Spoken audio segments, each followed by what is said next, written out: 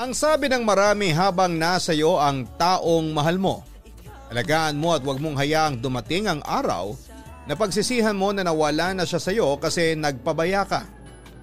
Papadudot yan ang isa sa mga natutunan kong aral pagdating sa pag-ibig kasabay ng pagkawala ng tuluyan ng taong minahal ko.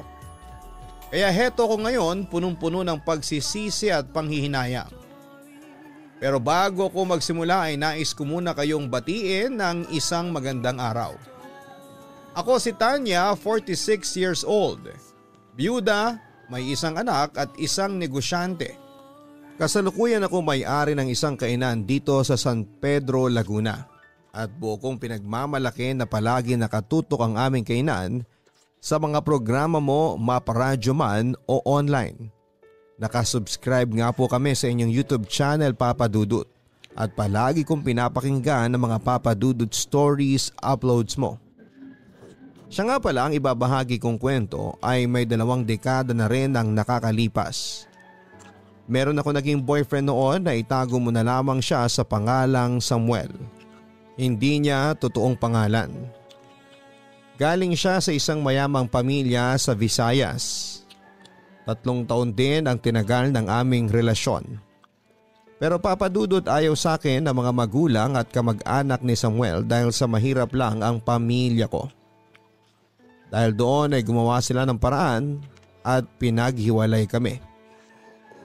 Papadudot nung una ay pinaglaban ko pa ang pagmamahal namin pero kinalaunan ay sumuko na rin ako. Nang mga panahong ding yon ay may nanligaw sa aking lalaki. Si Rodrigo isang taxi driver. Sa hindi ko maipaliwanag na kadahilanan ay sa kanya ko nabaling ang pagmamahal ko. Papadudod nakipaghiwalay ako kay Samuel pero tulad ng inaasahan ay hindi niya yon tinanggap. Tanya, buksan mo naman tong gate. Kausapin mo naman ako, Tanya. Parang awa mo na, Tanya. Huwag mo naman gawin sa akin to. Naririnig kong sigaw noon ni Samuel sa labas ng aking bahay kahit na malakas pa noon ang pagpatak ng ulan. Nung una ay nakakaya ko pa siyang tiisin. Pero sa huli, nanaig ang awa ko kay Samuel. Nilapitan ko si Samuel para kumprontahin pero agad niya akong niyakap ng mahigpit. Nung una ay sinubukan ko makawala ngunit sa hindi malamang kadahilanan ay hindi ko na napigilan ng aking sarili. Saglit kong dinama ang kanyang mainit na yakap sa gitna ng malamig na ulan. Ngunit agad din akong natauhan pagkaraang maalala ko si Rodrigo. Bakit ba ang kulit mo, Samuel? Ilang beses ko na nga sinabi sa iyo na hindi na kita mahal. Sabi ko sa kanya pagkaraan kong kumalas sa kanyang pagkakayakap. Tanya, mahal na mahal kita. Makipagbalikan ka na sa akin. Mangiyak-ngiyak na wika ni Samuel. Bakit mo ba pinipilit sa akin ang sarili mo? Samuel, hindi na kita mahal. Ayaw ko nang makipagbalikan sa iyo. Ano? Gusto mo pang ulitin ko? Hindi na kita kaya pang mahalin. At saka may iba na akong mahal. Pagdidiin ko. Nakita ko naman ng lumo si Samuel sa kanyang narinig mula sa akin.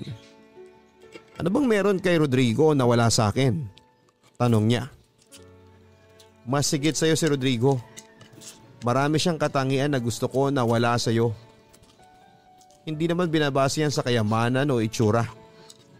Oo, Samuel. Hindi siya gwapong katulad mo. Hindi siya kasing yaman mo pero kay Rodrigo ko nakita ang lahat ng katangiang gusto ko sa isang lalaki. Pasensya na, Samuel, kung sasabihin ko ito sa iyo. Pero walang-wala ka sa kalingkingan ni Rodrigo. Sagot ko. Papadudot, naging malupit ako kay Samuel ng araw na yon. Pero sa totoo lang, ayoko yung gawin dahil kahit papaano ay may pagmamahal pa akong natitira sa kanya. Kaso kailangan kong gawin yon para tigilan at kalimutan na niya ako. Ngunit hindi tumigil noon si Samuel at ipinaglaban pa rin niya ang pagmamahal niya sa akin. Wala na tayong dapat na pag-usapan pa. Ngayon, kung hindi ka titigil dyan sa kakagulo sa akin, mapipilitan akong tumawag ng mga pulis para ipablatter ka. Banta ko sa kanya. Bakit mo ba ginagawa sa akin to, Tanya? Bakit mo ba ako sinasaktan ng ganito? Mangyak-ngyak niyang tanong sa akin.